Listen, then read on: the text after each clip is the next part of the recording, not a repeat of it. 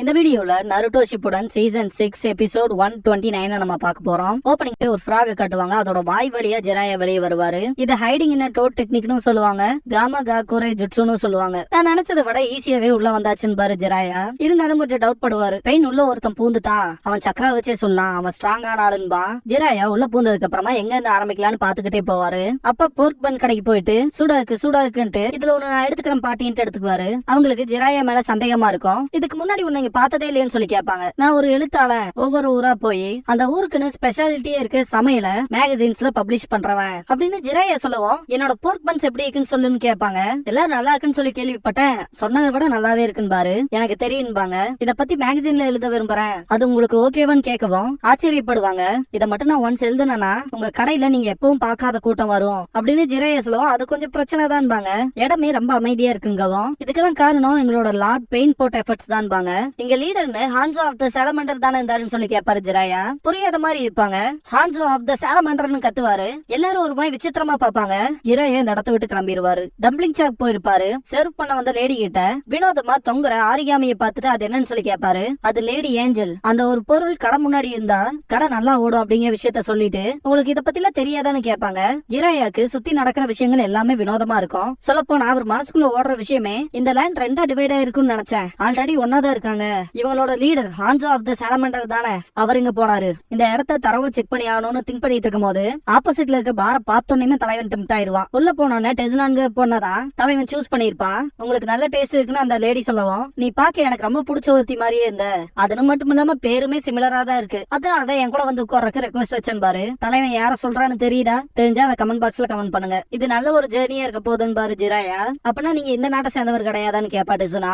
என்ன மாதிரியான கூலி தொழிலாளிக்கு வேலை இருக்கதா சொன்னாங்க. அவர் பேரும் கூட ஹான்சோ ஆஃப் த சாலமண்டர்னு சொல்லவும் அந்த விஷயங்களை எல்லாம் பேசாதீங்க அப்படின்னு டெசுனா சொல்லவும் ஏன்னு கேட்பாரு ஜெராயா. வேற எவனாவது காதுல கேட்ட தலை இருக்காதுன்பா, அது ரொம்ப மோசம் பாரு. இந்த வில்லேஜோட லீடரான லார்ட் பெயின் ரொம்பவுமே ஸ்ட்ரிக்டான ஆளு, யாருக்குமே கருணை காட்ட மாட்டாரு அப்படிங்கிற விஷயத்துல டெசுனா சொல்லிட்டு என் ஹஸ்பண்ட் சொன்னாருன்பா.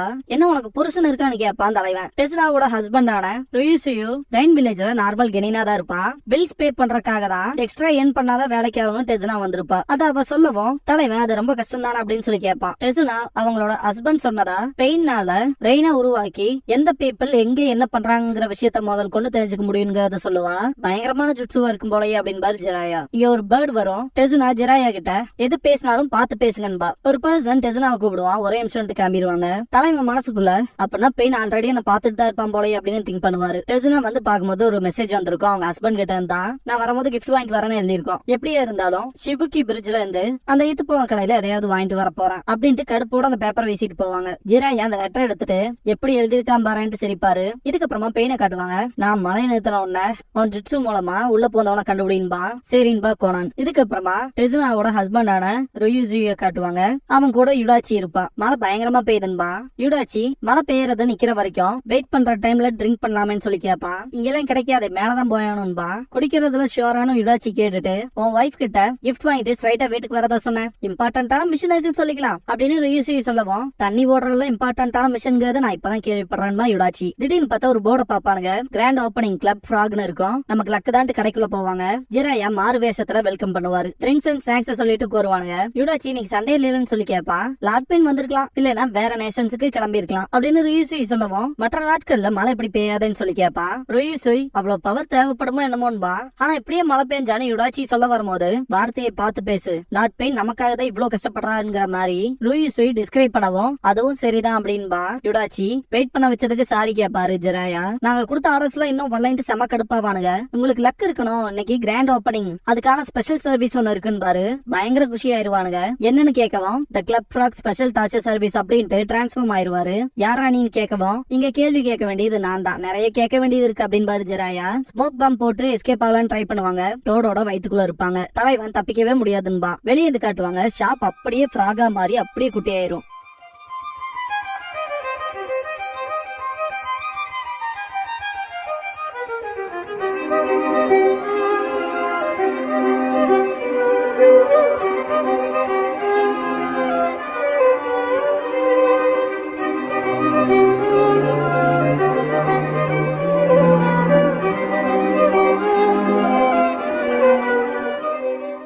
ஓப்பனிங் சாங் முடிஞ்சதுக்கு அப்புறமா infiltrate the village hidden in the rain அப்படிங்கிற இந்த எபிசோடோட டைட்டில் போட்டு ஸ்டார்ட் பண்றாங்க.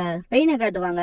ரைன் மேக்கர் ஜுட்சு மூலமா தான் பெயின் பாத்தீங்கன்னா மழையை வர வைப்பான். அவனோட ஓன் சக்ரா மூலமா கிளவுட்ஸ்ல இருந்து அதை ஸ்டாப் பண்ணிட்டு கோனான் கிட்ட ஆரம்பிக்க சொல்லுவான். கோனான் டான்ஸ் ஆஃப் த ஷிகிகாமி பண்ணுவா. ஜிராயா, நீங்க கொனா யூஸ் பண்றது பார்க்கும் போதே தெரியுது நீங்க எல்லாம் கத்துக்குட்டி ஷினோபின்னு. அதே மாதிரி அந்த ரோப் நிஞ்சா மார்க் இருக்குல்ல, அதுவே நீங்க பெயினுக்கு லாயலா இருக்கிறத காட்டி கொடுக்குது அப்படின்னு ஜிராயா சொல்லவும், செம கடுப்பாமா யுடாச்சி எங்க இருக்குன்னு சொல்லி ரியூசி கேட்கவும், ஜிராயா தவளையோட வயிற்றுக்குள்ளேன்ட்டு இதுக்குள்ள வந்து யாராலையும் உங்களை காப்பாத்த முடியாதுன்னு ஜிராயா சொல்லும் போது யார் ராணின்னு சொல்லி கேட்பான். நான் ஆரம்பத்திலேயே சொல்லியிருக்கேன் இங்க கேள்வியை நான் தான் கேட்பேன்னு, ஞாபகம் இருக்குல்லன்னு சொல்லி கேட்டுட்டு இறகு எடுப்பாரு. அதை வச்சு என்ன பண்ண போறேன்னுங்கவும் கிச்சு கிச்சு மூட்ட போறேன். சிரிச்சே சாகணுங்கிற ஆசை இல்லைனா நான் கேட்கிற கேள்விக்கெல்லாம் பதில் சொல்லு அப்படின்ட்டு உங்க லீடரான பெயினை பத்தி தெரிஞ்ச விஷயம் எல்லாத்தையும் சொல்லுன்ட்டு இறக வச்சு கிச்சு கிச்சு மூட்டுவாரு. யுடாச்சிலாம் பயங்கரமா சிரிப்பா, அவனால சுத்தமாவே முடியாது. இருந்தாலும் துரோகம் பண்ண மாட்டேன்ட்டு ஸ்ட்ராங்கா இருப்பான். ஜிராயா, இதுக்கும் சொல்ல மாட்டீங்களா? சரி என்கிட்ட வேற ஒரு ட்ரிக் இருக்கு அப்படின்ட்டு சொல்லவுமே என்ன மாதிரி ட்ரிக்னு கேட்பான். நீங்க மட்டும் வாயை திறக்கறதுக்கு மறுத்தீங்கன்னா என் ஜுட்சு மூலமா உங்களை ஃப்ராகா மாத்திருவன் பாரு.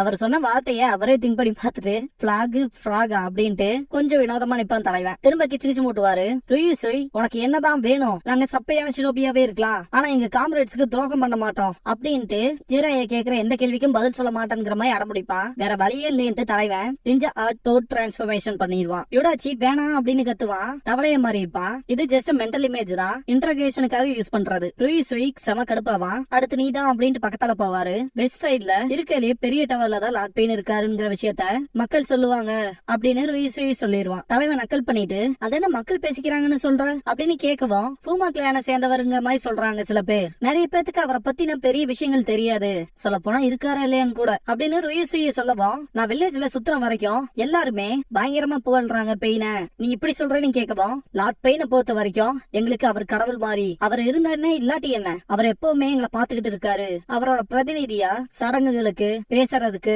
ஆர்டர் குடுக்கறதுக்குன்னு லேடி ஏஞ்சல் இருக்காங்க அப்படின்னு ருயூசுய் சொல்லவும், தலைவன் அந்த பேப்பரை திங்க் பண்ணி பார்த்துட்டு அவன் தான் உங்களோட லீடர்னா அவன் யாருங்கத உங்ககிட்ட ஏன் மறைக்கணும்னு சொல்லி கேட்பாரு. இப்படிப்பட்ட சிச்சுவேஷனுக்கு இருக்கலான்பா அப்படின்ட்டு ஜிராயா நடக்கவும், ஓல்டு ஹிடன் ரைனோட மிச்சமான எச்சம் தானே நீ யாரா அப்படின்னு சொல்லி கேட்பான் ருயூசுய். என்ன பத்தி எல்லாம் கேட்காத, அப்புறம் இந்த ஓல்டு ஹிடன் ரைனோட எச்சம்ங்கிறிய அது என்ன அப்படின்னு சொல்லி கேட்பாரு. அப்பனா உனக்கு எதுவும் தெரியாதுல வெளியாளு அப்படின்ட்டு பழைய ஹிடன் ரைனோட லீடரான ஹான்சோவா ஆதரிச்ச மக்களை தான் எச்சம்னு சொல்றாங்க. அவனுக்கு ஜிராயா மாதிரியே எப்படியோ உள்ள வந்துட்டாங்க விஷயத்த சொல்லுவான். ஆனா பெயின் கிட்ட மாட்டிருப்பானுங்க. ஜிராயாக்கு கன்ஃபியூஷனா இருக்கும். ஏன்னா சிவில் வார் நடந்ததா கேள்விப்பட்டிருப்பாரு. அதை பத்தி கேட்கவும் தெரியும் இப்படிதான் நியூஸ் போயிருக்கணும். ஏன்னா எங்க வில்லேஜ் பத்தில வெளியே யாருக்கும் நியூஸ் போகாது, உண்மையெல்லாம் நான் சொல்றேன் உனக்கு அப்படின்ட்டு. சிவில் வார்லாம் ரொம்ப நாளுக்கு முன்னாடியே முடிஞ்சிச்சு, நாங்க தான் ஜெயிச்சோம், அதனாலதான் லார்ட் பெயினை பெரிய ஆளுங்கிறோம், தனியாளா ஹிடன் ரைனை மொத்தமா அழிச்சாரு அப்படின்னு ருயூசுய் சொல்லவும், ஜிராயானால நம்ப முடியாது.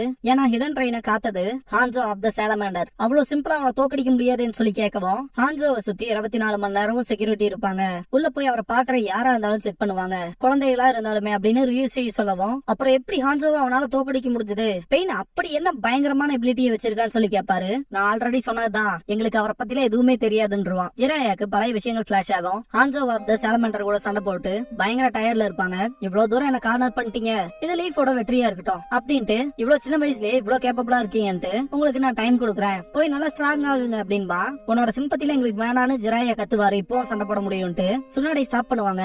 நான் உங்களை உயிரோட விடுறேன், அதுக்கு எக்ஸ்சேஞ்ச் பண்ற விதமா உங்க பேரை சொல்லுங்கன்னு கேட்கவும், ஜிராயா சுனாடே ஒரோச்சிமாரு அப்படின்னு பேர் சொல்லுவாங்க. உங்களோட பேரை நான் மறக்க மாட்டேன் அப்படின்ட்டு ஜிராயா சுனாடே ஒரோச்சிமாரு, நான் ஹான்சோ ஹிடன் லீஃபோட சன்னின் அப்படிங்கிற பேர் உங்களுக்கு கொடுக்குறேன் அப்படின்னு டைட்டில் கொடுத்திருப்பான். அதுக்கப்புறமா தான் லெஜெண்டரி சன்னின் அப்படிங்கிற பேரே வந்திருக்கும். ஜிராயா அதெல்லாம் திங்க் பண்ணி பார்த்துட்டு தனியா ஹான்சோ கூட சண்டை போட்டிருக்கானா நம்ம முடியலங்கிற மாதிரி சொல்லுவாரு. ருயூசுய் பெயினோட எபிலிட்டி எல்லாம் வேற லெவல்ல இருக்கும் அப்படின்னு சொல்லிட்டு, அதெல்லாம் விட மக்கள் அவரை கண்டு பயப்படுறதுக்கான இன்னொரு காரணமும் இருக்குன்ட்டு அவரோட இரக்கமில்லாத இதயம், சொல்ல போனா அவரோட ஐடியல்ஸ ஃபாலோ பண்ணலாம் கூட போட்டு தள்ளிடுவாரு அப்படின்ட்டு ஹான்சோவை கொன்னதோட நேரத்துல அவனோட அப்பா அம்மா பொண்டாட்டி குழந்தை சொந்தக்காரங்க நண்பர்கள்னு கை குழந்தைய கூட உடல எல்லாத்தையும் கொன்னா. அவங்க வீட்டை முதல் கொண்டு எரிச்சு சாம்பலாக்குனாரு. ஹான்சோவுக்கு உறவா இருந்த பக்கத்து கிராமங்களையும் சேர்த்தி அழிச்சான். ஒருத்தரம் விடாம மொத்த பேத்தையும் அழிச்சாரு, பழி வாங்கினாரு, அதுவும் கடவுள் மாதிரி இல்லையா அப்படின்னு ரியூசியு ஜிராயா கிட்ட கேட்கும் போது பெயினை காட்டுவாங்க. ஹிடன் டோர்வே டெக்னிக் யூஸ் பண்ணுவான். கடவுளான்னு கேட்கவும் ஆமான்பா. ஜிராயா அப்ப உங்க கடவுள் அடுத்து என்ன பண்றதா இருக்கா, ரொம்ப கீழே இருந்தாலும் உங்களுக்குமே தெரியுமே அப்படின்னு கேட்கவும், அதெல்லாம் கடவுளோட வேலைகள், எங்களுக்கு அந்த பிளான்லாம் தெரியணுங்கிற அவசியம் இல்ல அப்படிங்கவுமே அது கடவுள் இல்ல, அகாட்சியை பத்தின விஷயங்கள் உனக்கு கொஞ்சம் தெரிஞ்சுக்கணும்னு நினைக்கிறேன் அப்படின்னு ஜிராயா கேட்கவும், அப்படிப்பட்ட பேரை கேள்விப்பட்டது இல்லையா, உன்னோட கைகளும் கால்களும் மட்டும் உள்ள போகல, உன்னோட அவனோட பல்ஸும் கால்குலேட் ஆகுது. போய் சொன்னா இன்ஸ்டன்டா எனக்கு தெரிஞ்சிடும். மறைக்காம உண்மையை சொல்றியா? இல்லைனா பூச்சிகளை சாப்பிட்டுதான் உயிர் வாழணும் அப்படின்னு ஜிராய சொல்லவும் செம கடுப்பாவான். பெயின் ஒரு ஸ்ட்ரேஞ்சான இடத்துல படுப்பான். பார்த்தா இன்னொரு உடம்பு இருக்கும். இங்க தூங்கவும் அங்க முழிப்பான். உள்ள பூந்தவனை முடிக்க வேண்டிய நேரம் வந்துருச்சுன்பா.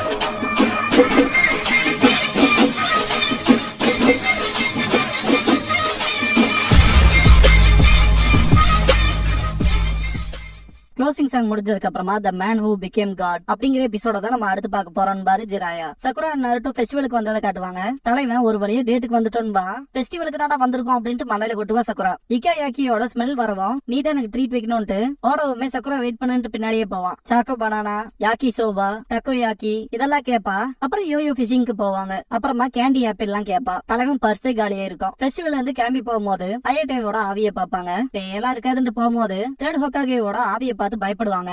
சக்குரா பயத்துல நருட்டோவை பிடிக்கவும் தலைவன் லுக்கே மாறும். வாயிலேயே குத்துவா. எதுக்காக அப்படி பண்றேன்ட்டு. நீ தானே பண்ணின்னு கத்துவா நருட்டோ. ஃபயர் ஒர்க்ஸ் வரும். மீனட்டோலாம் தெரியறாரா? அடுத்த வருஷம் இதே மாதிரி ஃபயர் ஒர்க்ஸ் பாப்போம்ல நருட்டோ அப்படின்னு பா சக்குரா. இதோட இந்த எபிசோட் முடியுது.